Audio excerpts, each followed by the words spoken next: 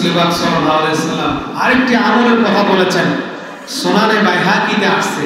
সুনানে বাইহাকির বর্ণনা বিশ্বনবী বলেন, মান জাহাজা গাজিয়ান আও জাহাজা হাজান, যে ব্যক্তি কোনো মুজাহিদের সরঞ্জামের ব্যবস্থা করে দিল অথবা কোনো হাজী সাহেবের সরঞ্জামের ব্যবস্থা করে দিল, কোনো হাজী সাহেবের খরচ বহন করলো, অর্থনৈতিকভাবে তাকে কিছু টাকা পয়সা দিল, তার ইহরামের কাপড়গুলো একটু খরিদ করে দিল, তার কিছু সামান, হাজী সাহেব হজে যাবে, কিছু মাল সামানা নিত্য প্রয়োজনীয় কিছু সরঞ্জাম ক্রয় করে দিল, তো কি ফায়দা? বিশ্বনবী বলেন, একটা হাজী সাহেব হজে গেছে আর আপনি তার সরঞ্জাম খরিদ করে দিলেন, তাকে কিছু আর্থিকভাবে সহযোগিতা করলেন, হজে যাওয়ার পর তার পরিবারের কিছু খোঁজখবর রাখলেন, তার পরিবারে খোঁজখবর নিলেন, ঠিক মতো খাওয়া দাওয়া হচ্ছে কিনা, কোনো সমস্যা আছে কিনা।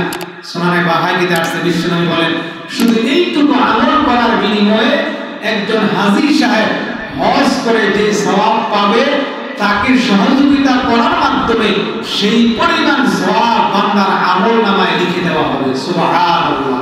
এজন্য কত হাজী হজ করতে যায়, আমরা তো খবরে রাখি না।